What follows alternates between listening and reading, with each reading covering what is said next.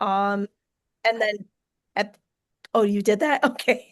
And at the end, Carrie will open it up to questions and we'll facilitate that as well. So I'm going to leave it to her. I'm going to mute everybody just to make sure that we don't have any background noise. And if anybody has any questions, I'll have the chat up. So that way, if you have a question during the conversation, I, of course, can answer any questions. So again, welcome, Carrie, and I'll leave the floor to you. Excellent. Thank you, Janice. Hello, everyone. Welcome to the 529 ABLE, the low-cost alternative or companion to a special needs trust. So because everybody needs to be remain anonymous in this recording for my compliance, I'm hoping everyone can turn off their cameras just to make sure that we're um, extra secure, I guess we could say. Um, so this webinar is being recorded. If anyone from the audience has a question, you can submit them into the chat rather than ask them verbally also, if possible. Um, so those are my big asks. And before we begin, we're going to go ahead and just do some disclosures. I won't take too long on them. You can read them at your own pace. Um, we can also get you copies of everything too, so you don't have to read as fast as you're able here. We'll just move on to the actual presentation here. So I am Carrie Waters Schmidt. I am the founder of Equanimity Wealth Planning and Investing. We are a boutique financial planning firm. Yes, we do investments, but our main thing is financial planning. And I am a certified financial planner practitioner. You may know of that as being a CFP designation. I also have my master's in financial planning. I have several specializations, one of them being special needs financial planning, but also planning for recent divorcees, financial planning for unmarried and LGBTQIA community members, financial planning for executives and high income earners, and socially responsible investors. So, folks who want to only invest in certain parts of the market and maybe not other parts, so screen things out. I am a past board president for a nonprofit here in town called Yoga Autism, and I'd be happy to talk more about that. Uh, if anyone has any questions, we can do that offline. Find me on Facebook, send me an email, what have you. But now I am just a member at large. So let's get into the agenda here. What is a 529 ABLE? We'll be talking all about that, what eligibility looks like, what uses are, how the impact of receiving or owning these assets, rather, affects your ability for government benefits, the tax benefits that come with this program, and then we compare it with some other accounts that are options out there that maybe you're familiar with. And are they possible to use together? Are they something that should be used separately? How does that all fit together? And then how you can get one, a 529 ABLE rather. So ABLE stands for Achieving a Better Life Experience. You can call it a whole bunch of different things. There's the 529A, the ABLE, 529 ABLE. All of that is just part of the ABLE Act of 2014, where it was Achieving a Better Life Experience, is what that is all about. So the plan might be heard from several in several different ways here, but just note, like I said, 529A is the same as 529 ABLE, or just calling it an ABLE account. Okay. The first ABLE account was opened in Ohio back in 2016. So even though the ABLE Act came in 2014, the ABLE account didn't come until 2 years after that. So this is still a relatively new product. What is an ABLE? Well, it is an investment account that is much like a Roth IRA, and it's tax advantaged. It has, like I said, very similar to this Roth IRA, where money goes into the account, it will already have been taxed money. So you um, are not able to deduct it from your federal taxes because it will be taxed already. Okay, that's the beauty of this though, because the money goes in, and while it's in the account, you do not pay taxes on any of the growth. And then if you use the money, the withdrawals for qualified expenses, you'll never pay taxes on the gains. So that's really powerful. The other important piece is that a contribution to the account is not counted as income. And that is also important, as we know, for needs-based testing. Needs-based tested benefits, rather. Sorry. Okay, so who can get an ABLE? In order to be eligible to open a 529 ABLE, you must have satisfied two requirements. So the disability occurred before reaching age 26. It used to be age 46. So I'm sorry, it's the other way around now. Sorry. Oh, gosh, I'm really off my game today. 46 now. Okay, so they've made it very easy to qualify for this program now. And this is just new as of this year. It used to be age 26. And you must meet the disability requirements for SSI or SSDI and either are receiving benefits to get receiving the benefits, or you can get a disability certification from your physician. And that's just a physician's diagnosis that confirms that you are qualified for those programs, whether or not you're enrolled or not. It does not matter.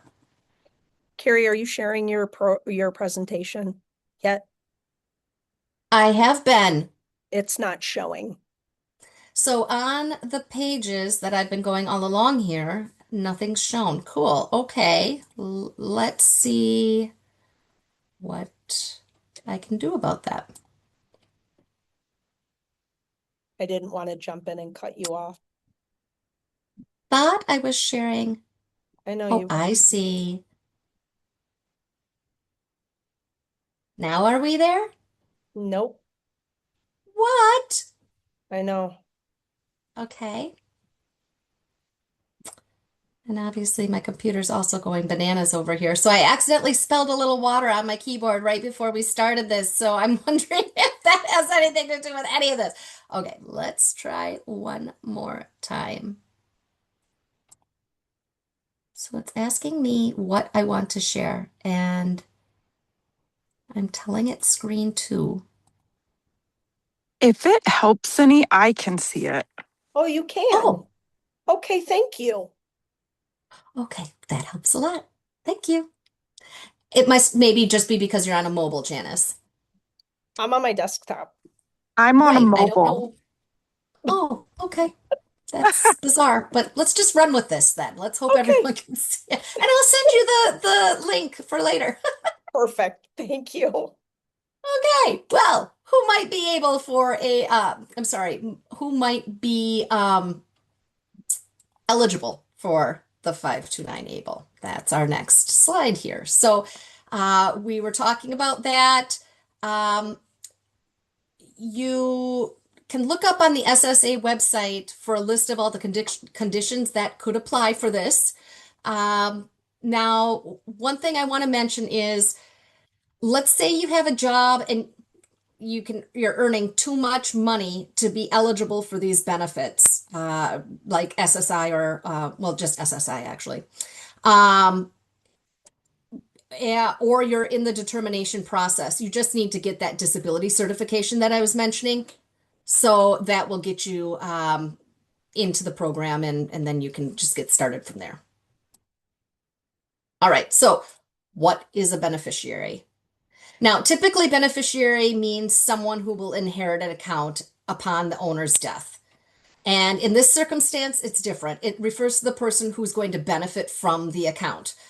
So um, it's a lifetime beneficiary, okay?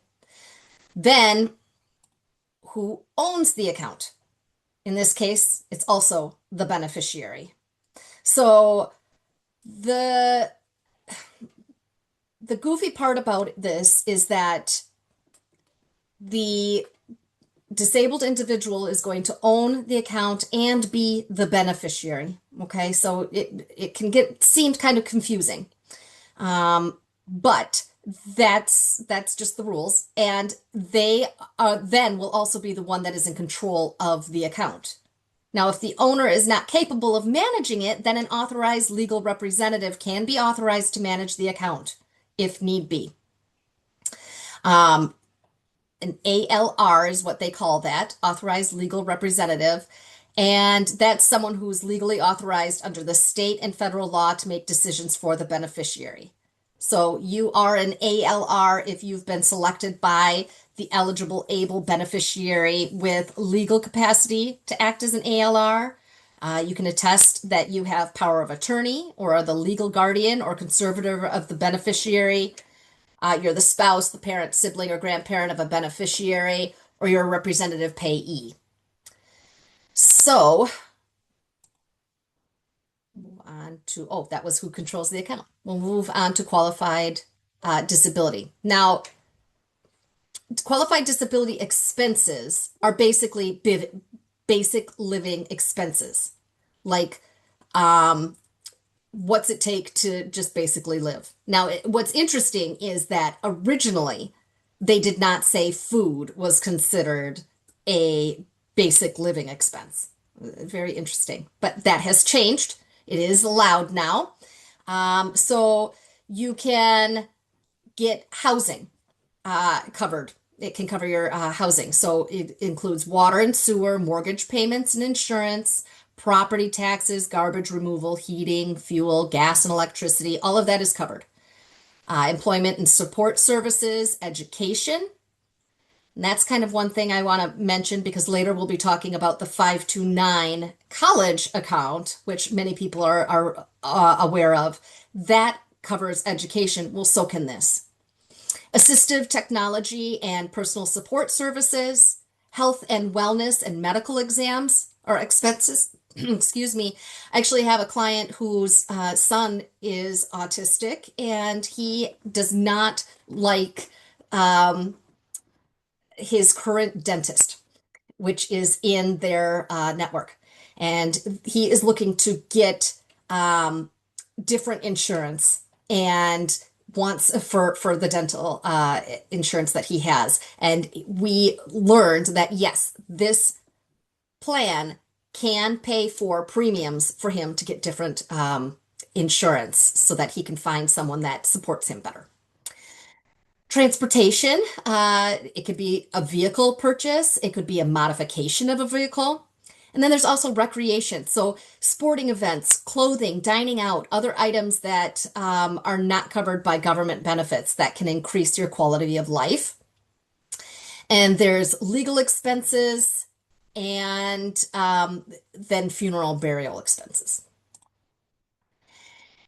But what happens if a withdrawal is made and it doesn't qualify as a qualified deduction or expense, sorry. The earnings portion of the withdrawal is going to be taxed and it will be counted as income and it will have a 10% penalty. So it would be kind of hard to find an expense that isn't covered, as you noticed, but there of course are. It's a possibility. All right, so here, we're going to do a little quiz just because I want you to think about what this plan can do. So we'll get into the answers of all of these, of course, but just think off the top of your head. Can a 529 able owner, which is also the beneficiary like we talked about, contribute part of their income to their able account to avoid having that income counted for Social Security or SSI, Medicaid, food stamps, any other benefits? And what do you think? I want you to just think about this for a minute. And the answer is no. Why? Because the earnings were still earned. They were still earned. Putting it in this plan does not change that. All earnings and wages are considered for means testing. Okay, so that will not change that. How about both both investment growth and withdrawals from an ABLE are not counted as income. Is that true or false?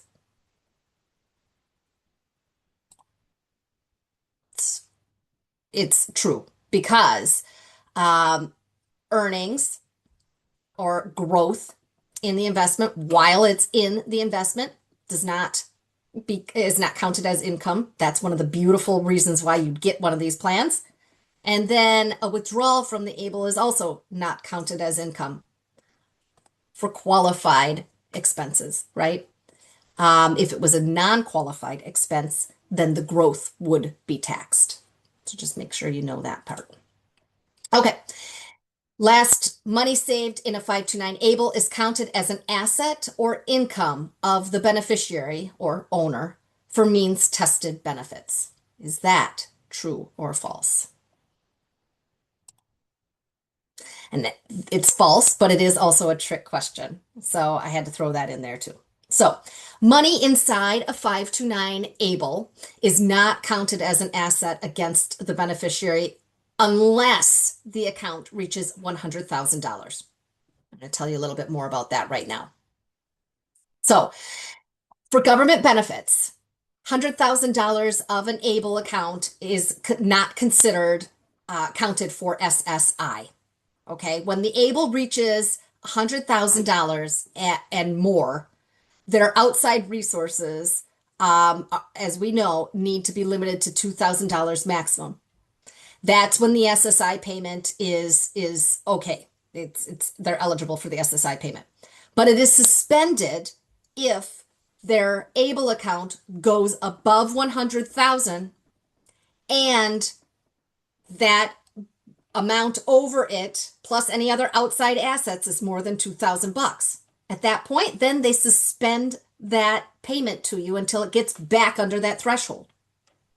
Now, the 2,000 I told you, that's for an individual. It's 3,000 for couples who are both receiving SSI. Now, no amount that's saved in an ABLE account will affect Medicaid. Okay, so that's really important to note because that is not an issue you need to worry about, nor does it matter for SSDI. Okay, this is just SSI. SSDI is different altogether. Okay, so who can contribute? Everybody, anybody. The account owner themselves, if they're working, they can make contributions. Like we said, it's still going to count as an income to them, but that shouldn't matter, right? That's they're still able to put money in. An employer. Sometimes employers for parents or the individual themselves, they'll put money into this plan for as a fringe benefit of sorts. The family can. This is also interesting. A 529 college plan and or a special needs trust can put money into this plan. And I think that's really important. We're going to talk about that a little bit more later. But basically, all of those people or plans can put money into this account. The contributions must be made directly. They do not go to the beneficiary first and then go off to the plan. Okay, so if grandma's going to write a check, grandma needs to write the check to the ABLE, not to the individual.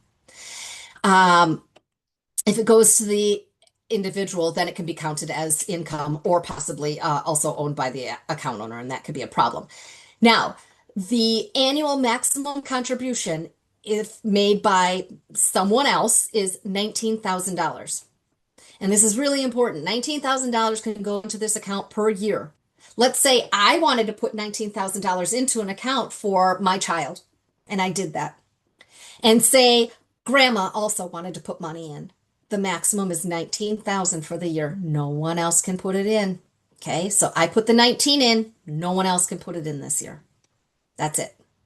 Now, if my child is also working and they do not have a retirement plan offered through their employer, they can put in an extra bit. And I'll be talking about that in a little bit too. But basically, the 19,000 is the main number that you're probably going to watch. as we said, make the contributions directly to the account. We want to make sure it's not income or it's not an asset of the individual so that it disqualifies them for benefits. So here's how much can be saved.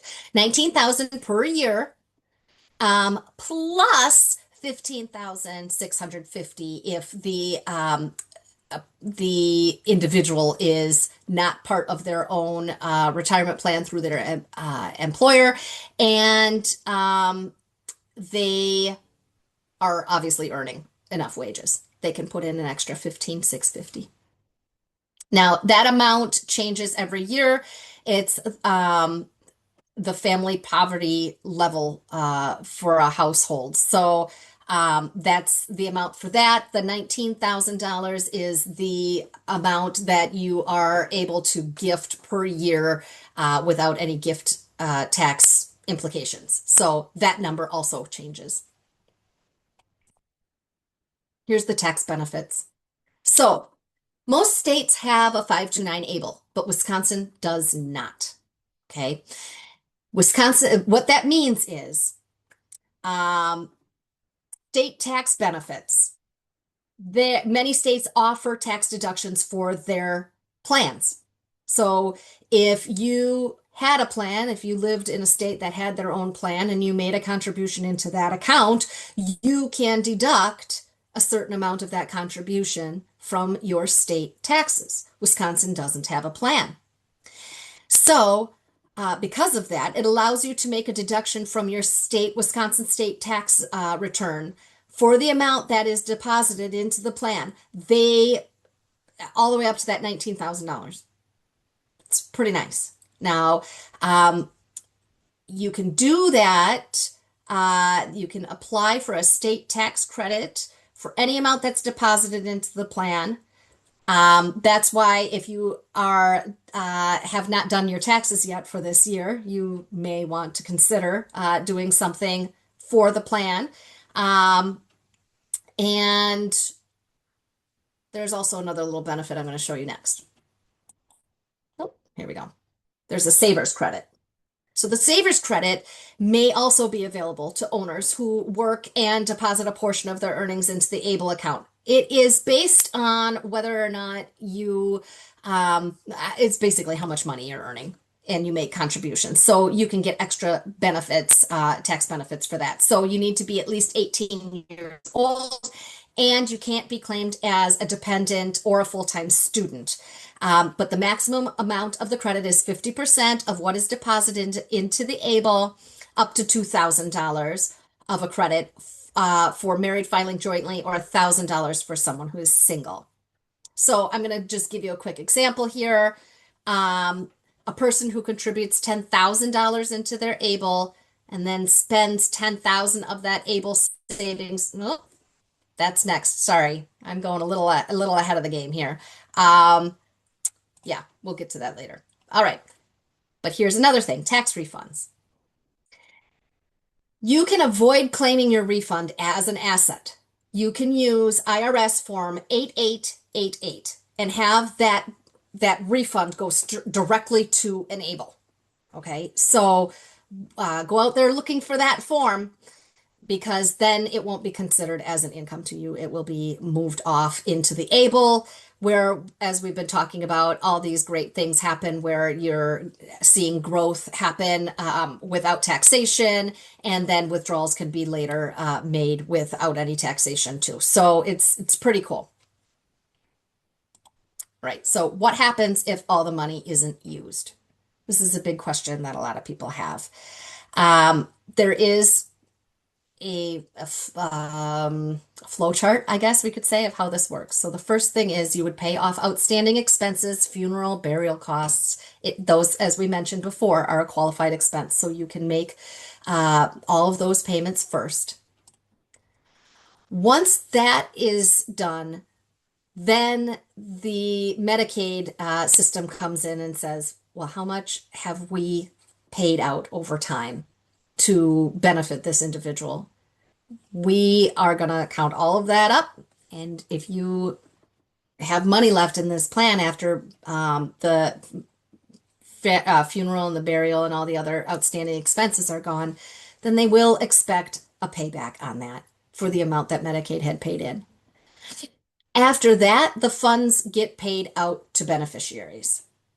So there is still someone that will benefit if there's still money left over. Now, I actually had an attorney tell one of my clients, "Oh, you don't want a 529 able. They have the Medicaid payback or Medicaid clawback is what it's often called." Um, I'm gonna just come out here and say, let's look at that differently. What is the account purpose? Is it that you want to ensure your family member has enough money, or is it that you can make sure that Medicaid gets nothing? And personally, I'm going to let you, of course, make that decision, right? But personally, I would want to make sure that I knew my family member had everything that they needed and they were always covered. And then if Medicaid got money back, came back and was able to get some money back reimbursed for what they had spent over the years, fine, go ahead, great. But as long as I knew my kid or my family member was taken care of and could live comfortably, that's all I need. So that's me personally. You might feel differently. We're going to do some comparisons now. So we mentioned a lot of people are familiar with the 529 college plan. In fact, I've talked to how many people? Oh yeah, my kid's got a 529 college plan. I maybe don't know if my kid's actually going to go to college now. Or, you know what, my kid's gonna do a different route of college. We had a whole bunch of money in this account, and it turns out that they're gonna do a 2-year program instead of the 4-year like we thought, and the expenses are a lot less, and you're not gonna use it all for college, right? Um, well, what do? The college plan covers tuition, supplies, and room and board, and that's it. The 529 ABLE covers tuition, supplies, room and board, and like almost everything else, right? So the 529 ABLE is still a pretty cool plan. And it can do all the same things that the 529 college plan can do. If you have a college plan, you can actually roll those assets into the 529 ABLE. Like we mentioned, $19,000 is the maximum each year. So you can put that rollover in each year until the 529 college plan is empty. And all of it is transferred into the 529 ABLE. Okay, so that is a possible thing to do. Here's the question. Can we have both? Yeah, you can absolutely have both. Can we use them together? I say, yeah, let's do it. I mean, if you've got a 529 plan, kids going off to college, they're going to use it all for college. Cool, great, excellent. That's great. It's great for college related expenses. The 529 ABLE, we mentioned, they can do a lot more. So they can do the recreational needs, the transportation needs, just other expenses that the 529 ABLE is not going to do for you. The other thing about that is the 529 college account. If you have not used all of the money that's in that 529, it's been around for at least 15 years, you can take, okay, I didn't take my number. I think it's $35,000 from that account and transfer it into Roth IRAs for that same individual so that it could also be a retirement benefit too. So there's a time to use both plans, and planners like me can really get into the details on that with you, right? But just know they can be used separately for many reasons you may want to. Now, there is another plan out there that a lot of folks are familiar with, and the Special Needs Trust is what that plan is. Versus the 529 ABLE. Both are really great plans, okay? The Special Needs Trust, there's no deposit maximum, right? We talked about the 529 ABLE, $19,000 a year is your max. If they're inheriting money from somebody, it's probably going to be more than, I mean, well, not probably, but it might be more than $19,000. If that's the case, you can't put it all in the 529 ABLE. What do? Well, Special Needs Trust can accept that. You can change investments in there any old time you want to. And in the 529 ABLE, that's not true. You can move things around twice a year. Okay, so that's the maximum. It is able to be invested in lots of different things too. You can invest in mutual funds or stocks or You could be in one fund company and then another fund company and another fund company, all in that special needs trust. In the 529 ABLE, it's not that easy. They give you this little grouping here. This is the funds that are available, and that's all you can get into in that fund or in that plan. Okay, so it's a little bit more limited in the ABLE. Now, the growth in the special needs trust is taxable. It's not in the 529 ABLE, and it's taxed at high trust rates. So the trusts have tax brackets, and those tax brackets are very easily, you get to the point where you're paying way, way big taxes. The highest tax bracket that an individual or a married couple people can pay or be in that tax bracket, trusts are in there much, much quicker, much easier. Easier. That wasn't a word. Anyway, and it really shouldn't be used for housing, believe it or not. Special needs trust withdrawals used for housing, that is called or considered an ISM. And we're actually going to talk about that next. So that's one little extra note that we'll get into right now. Large withdrawals can disqualify you from SSI if you're getting it from your special needs trust. And if you're going to use withdrawals to pay for food or shelter, that's considered that ISM that we were talking about, which is in-kind support and maintenance payment. Okay, so it's considered income. All right. All right, so here's where we go. Again, what about these two? Can we use them together? Yeah. Yeah, I think so. You should. Special needs trusts are a fantastic estate planning tool. They are great for long-term assets, stuff that's going to grow really big, right? That you're going to be paying for growth assets that normally you don't pay taxes on every year. You only pay taxes on it when it's sold, right? That type of investment is great for a special needs trust. A 529A, it's a fantastic current independence enhancing tool.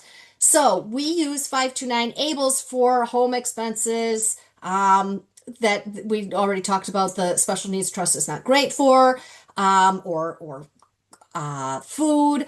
It's also great for dividend paying investments because usually in a special needs trust, if they're paying dividends, you're paying taxes and you're paying big taxes on it every year, right? In here, doesn't matter. It's not taxed. And it's for more usable money. You know, the special needs trust is a great place to expect large contributions to go into. You can't do that with the 529A. So they work really well together. Oh, and I should mention also, some people have special needs trusts connected to their estate plans, so they do not become active until mom or dad have passed away.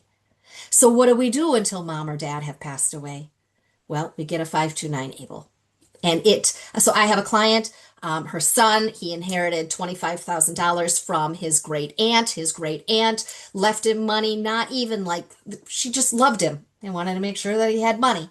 Okay, well, he's not supposed to have money. So what we did was we opened up a 529 ABLE. We moved as much of that money into the 529 ABLE that we could because the special needs trust isn't going to be around until mom passes away.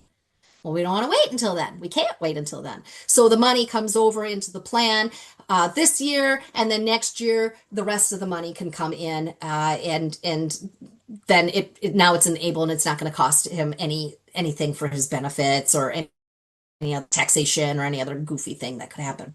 All right, moving on. What if you make too much money to be eligible for SSI or Medicaid benefits? Cool, good for you. That's okay. That's a great thing. There's still many reasons why you would want that 529 plan. As we mentioned, it provides tax-free growth that can be used for so many things. I have a client who was injured in war. He was part of the burn pits. In fact, I have several clients that are getting disability from the military because of the burn pits. They're all both working. They are doing Jobs that are paying great money, they don't qualify for these needs-based plans. But what I can tell you is, am I going to get them enable? You bet I am. Why? Because it's like a Roth IRA, but even better. And if they qualify, it allows you to have a whole lot more money in it than the Roth IRA does. And you can also do the Roth IRA in conjunction with it. So there's lots of reasons to still do this plan, even if you're looking not worried, sorry, about qualifying for state or federal benefits. So now we get into the next part of just how do you get an ABLE. And there are a couple ways you could do it. So basically there's the unassisted, which is the DIY. There's several plans you can choose from. Now some will require residency, but like we mentioned, if you are a Wisconsin resident, you're able to get a 529 ABLE in most any state. If they offer one, you can do it as long as they don't require the residency, like we said. Now, if you want assistance from an advisor, I or any other advisor are only able to sell you one plan. Now, it's a good plan, do not get me wrong, but it's one plan. And with that comes advisor fees. So it's a really pretty darn good plan. I've used it a lot. It's Virginia's plan. It's with American funds. But again, it's something that does come with some additional fees because you're paying for the advisor support. So if that is a concern, then maybe the unassisted is the plan for you, or the type for you. You can go to the state of Wisconsin's Department of Revenue. They have an ABLE site. You could also go to ablenrc.org, and I've got a whole slide on all the things I was mentioning, these extra resources for you. But anyway, you can go looking through those lists and find all the available plans that are out there and see what you might want out of it. As we said, they're available in all states. Most states have their own plan, and that's where you would go to the ABLE NRC, or you can work with an advisor, or you could go to the state of Wisconsin's plan. I'm sorry, wait, state of Wisconsin's site. Okay, now I do want you to be very careful when you're comparing plans. When you're looking for a plan, there's a few things that I would suggest you would look for to make sure that the plan fits your needs.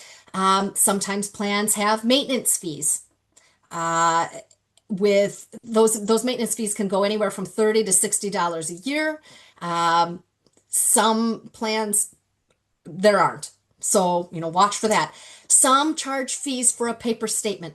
And if you're really into paper statements, you're going to want to know if they have that fee. There's other little sneaky fees too, so just watch for them.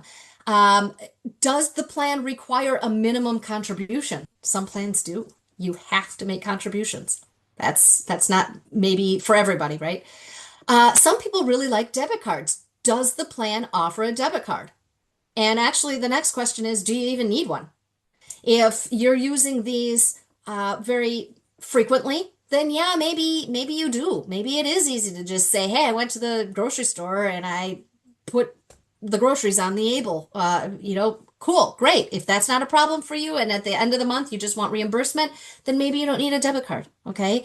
But watch for that. How about the investments? Does the plan offer the appropriate level of investment risk for you? Or what is the state's maximum account balance? In Wisconsin, it's $330,000. If the account gets bigger than gets close to that, you're maxed. You're done at 330. If that's a problem for you, maybe there's another plan out there that fits better. Again, you can only put $19,000 a year in there, so it would take a lot of years plus a lot of great growth to get you up to that 300 some. But nonetheless, if that's an issue for you, then be mindful. What's your preference for working with an advisor? All of those are really important questions that you can use when putting together the vision of what the perfect plan would look like for you. Okay, so here's the end. You can contact us. You've got questions, you let us know. My email is right here. My Voicemail is always accepting folks call in. I'm very busy, so just so you know, you're probably going to get my voicemail. That's fine. I will call you back. You can also opt in, talk with my assistant, or whatever you need. Email us, whatever. The website is on there because we have done lots of special needs webinars back in 2023, February of 2023. So it's been about 3 years now. We made, I think it was five, six, seven, something like that. Webinars. Go on our website, check them out. They're all free. They're all on YouTube. You can check them all out. See if anything there answers questions that you might have. Ask us if you've got questions, okay? And then lastly, here's the resources that we were mentioning. So I will send all of these out to you through Janice, but they are all available to you. They're all free. And if you're looking at these tax form 8888 or the Savers Credit form 8880 or any of the other tax stuff, your CPA hopefully will be familiar, but if they are not, you'll have this in hand and you can take that to them. Okay. All right. What kind of questions might we have? I have a question. Mhm. So this is Gina. I don't know if that Mhm. matters. um, so going back to qualified disability expenses, um, so can you tell me a little bit more about that as far as like how do you go about proving or like and will you know if it's qualified before you make the withdrawal and they or is each plan different?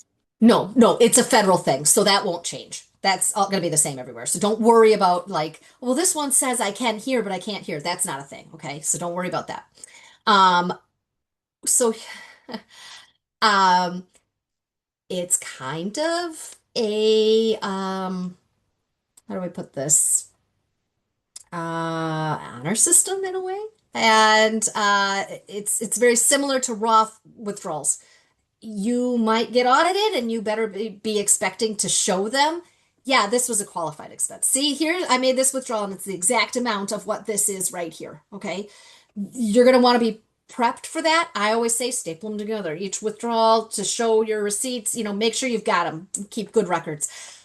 But no one actually otherwise is going to come to you and say, I don't think this is a qualified expense. I'm not saying scam the system. I'm just saying be really careful, but at the same time, there isn't as much oversight as you might think. Okay, so then it's fair to say like just track everything that you spend, and if you are questioning if something is eligible, can you reach out to them typically and ask them like, hey, I'm not sure? Yeah, we have. I mean, and if we like that those premiums for that dental plan we were mentioning, right? I went straight to the ABLE NRC, National Resource Center is what that stands for, and I said, I know health expenses are considered, but are premiums considered? They gave me the yes. So if you're ever feeling like this is really gray and I'm not sure, check out Able NRC. Ask them. They're great. If you don't think that it's that complicated, give a call to the company that has the investments. They typically know too. So sometimes you just get reps that are not always fully trained. That's why I say Able NRC. I would always call them, but it's so the breadth of all the qualified expenses are pretty easy. It'd be almost kind of hard to find something that it doesn't qualify for it.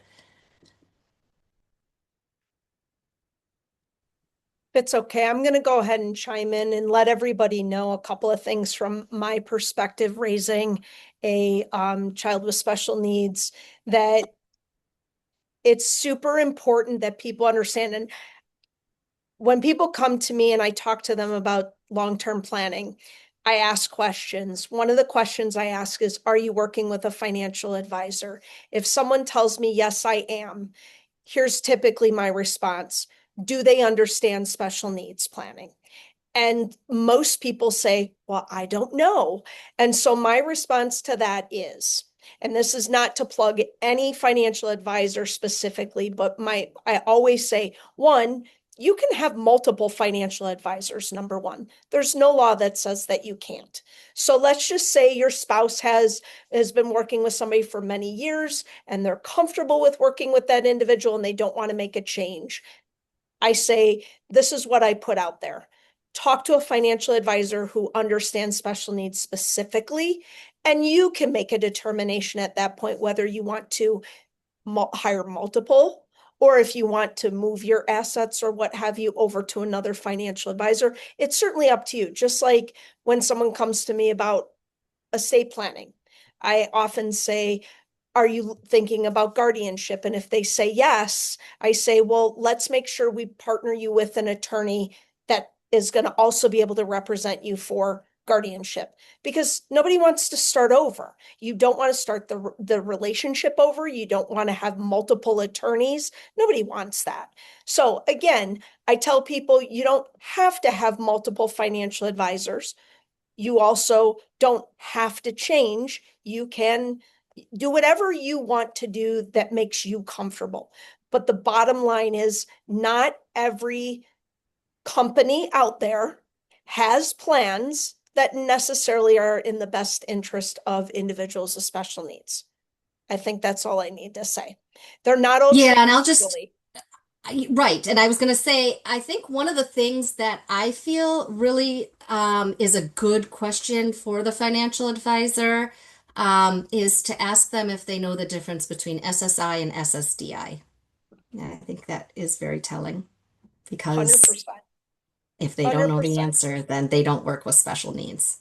Right, exactly. And when you're working with an attorney who understands special needs and a financial advisor who understands special needs, when it comes time to have to make decisions and do things, like in the example of when our daughter passed away, it's great to have that relationship where they, can work together if things need to be worked through. Because again, you have to think long term. This is your network, these are your people, this becomes your community, and you should always be thinking in the long run, who do you want to be in that network that you can connect with each other so that when the time comes when you need them, because it will, it's just what are the circumstances, who are they going to be in your world and how are they going to represent you? It's super, super important. It gave me all the peace of mind knowing that I had the right people in my network that could help us when we needed, whether it was in our case that Morgan passed before we did, but we had the peace of mind that if we were to pass first, that we had the right people in play, because we're talking about individuals that can't make these decisions for themselves. So we have to be thinking about that all the time. Who are our people? Do we trust them? Do we know that they're doing what's in our best interest? So I'll just plug our nonprofit that we work with vetted professionals who understand special needs. So if you're not sure, please feel free to reach out to me. We don't charge for any of our services. I will make personal connections with people. Carrie just so happens to be my financial advisor. But we have other advisors in our network as well. So whatever works for you, I come from an unbiased position, meaning I will connect you with whomever you want. You also can go to our website and connect freely with whomever you want. But know that if you come to me for support, that I'm going to give you as many options as you want. And again, our services and our support costs absolutely nothing. Does anybody else have any other questions? I did have a question about the webinars. We do post them on YouTube, and then I will send out a link to everybody who registered. You also can find webinars on our website at morganscc.webinars.com / I think it's in the It's in the comments. Anyway, and we are in the process of rebuilding our website to make those links a little less cumbersome. But if anybody doesn't have any other questions, again, please feel free to reach out directly to Carrie or to myself. And we hope to see you at future webinars. Oh, hello. Yeah. Courtney, I yes, do did have you a have a question? question.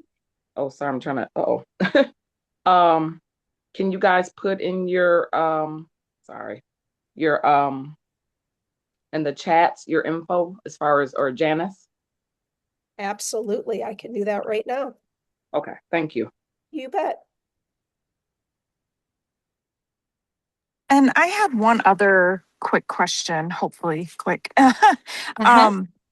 The ALR that you were speaking about at the beginning, how does one like get appointed? Like, is that a court thing? Is that like, how does that happen as far as like if my son were to get an able account, like how do you get the ALR person? So are you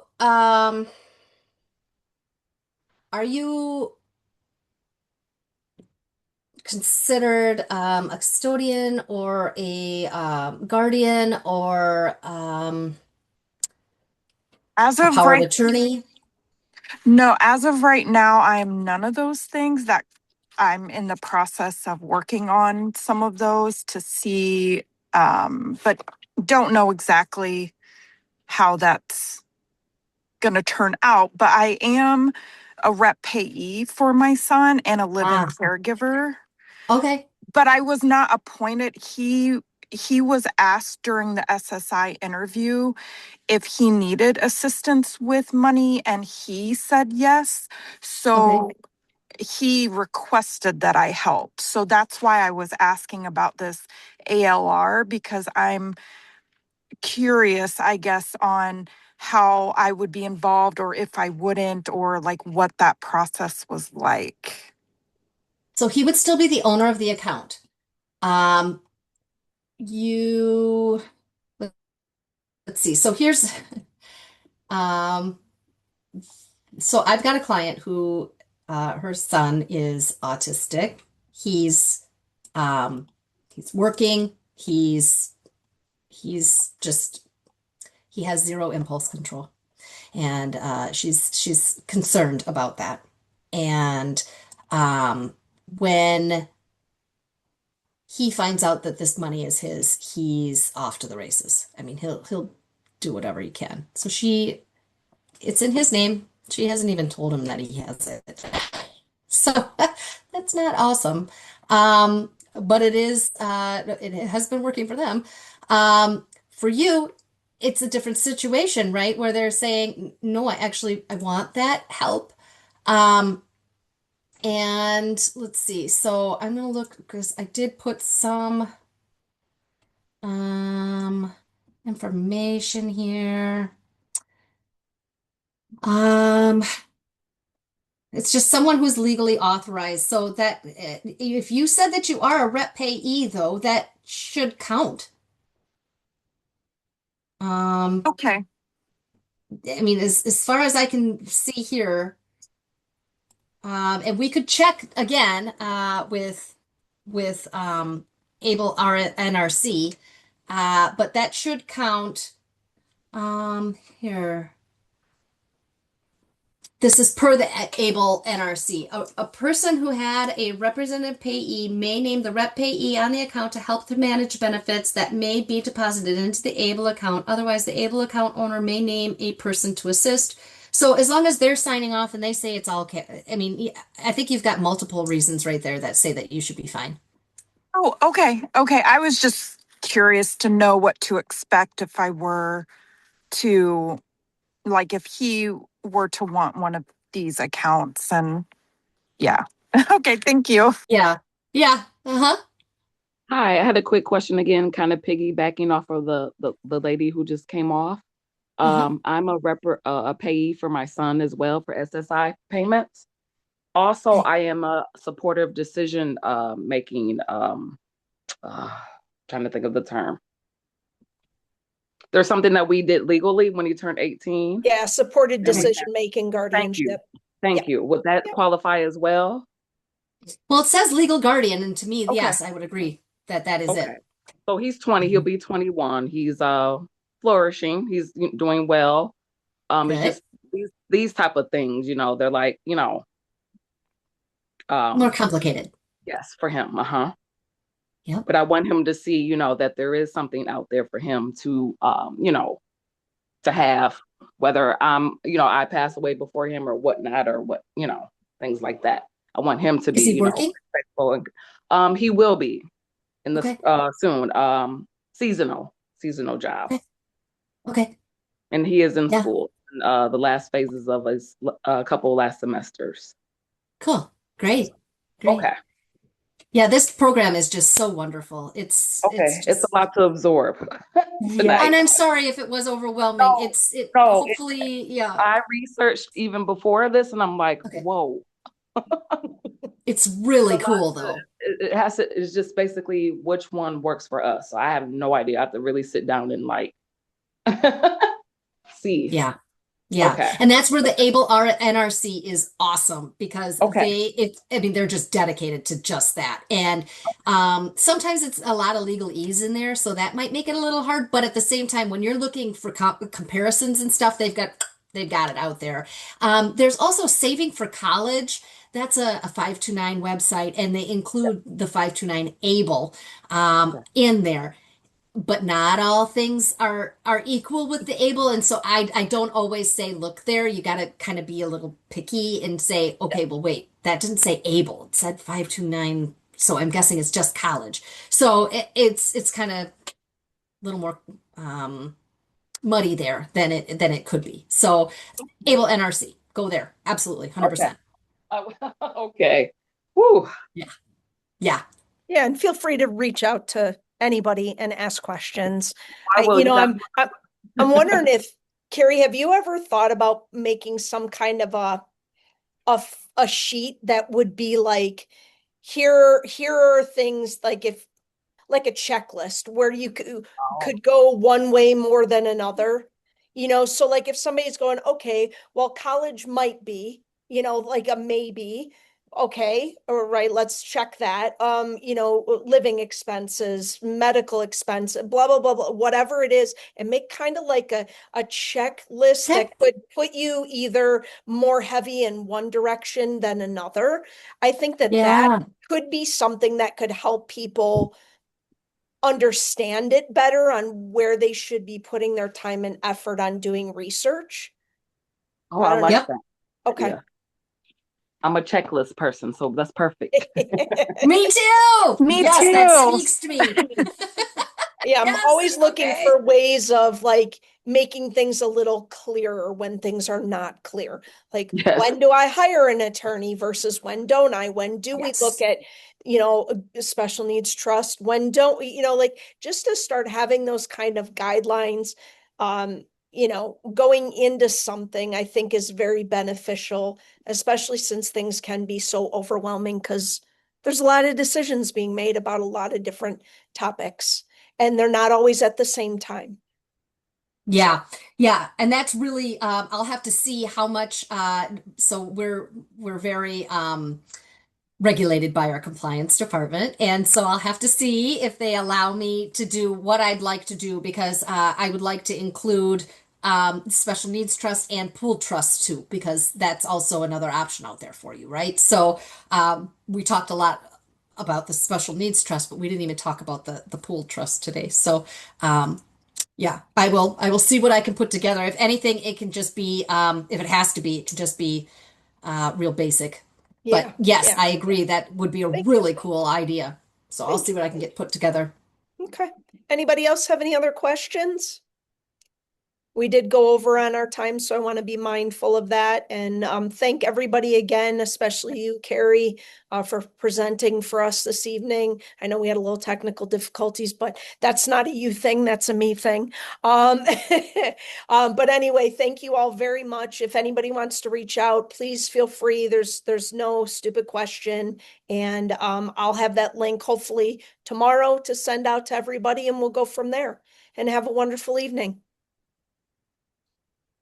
Thank you Good so much. night. Yeah. Good night. Thank you. Good night.